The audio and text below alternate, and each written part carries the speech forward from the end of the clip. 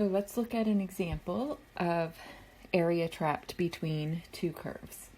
So we're going to find the area between y equals x squared and y equals 3x minus 2. So because these are pretty simple graphs, we could sketch a picture. But it's not necessary to have a graph for these. It's just helpful at the beginning. So y equals x squared. Okay, and then y equals minus something like, sorry, it's hard to draw a straight line there. Okay, so we're looking for this area here. Now it's possible for curves to intersect and trap more than one area, but when that happens, you'll get more than 2 points of intersection, so you'll know. Okay, so the first thing we want to do is we want to find these two values. Okay.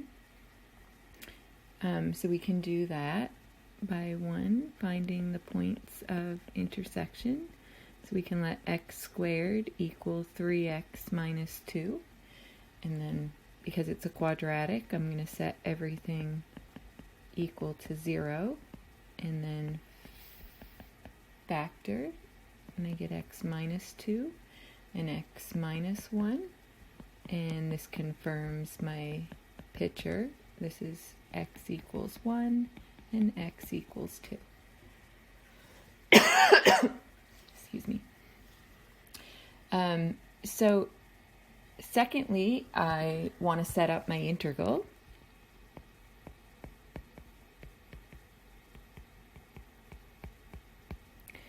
Okay, so maybe you don't know which graph is on top. Like it's obvious there because I drew it, but if you don't know, you can find out what graph is on top. So the top graph. What that means is when I look, let's think of little eyeballs here, and you're looking through up there, which graph is higher up?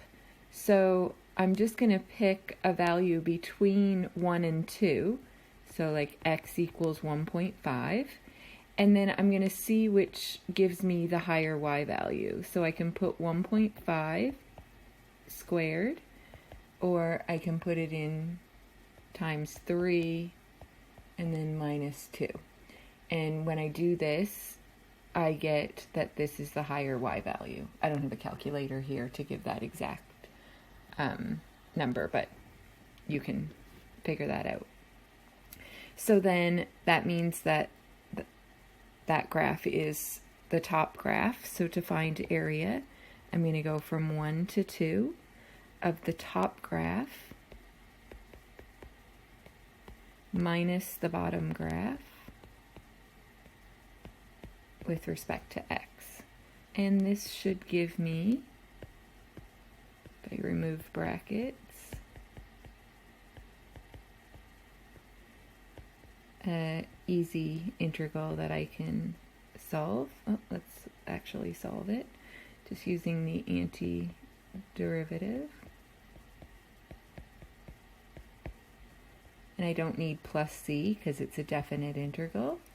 And then I'm going to use the fundamental. So again, this is the antiderivative. And then I'm going to use the fundamental theorem of calculus, which says put the upper boundary in and then put the lower boundary in.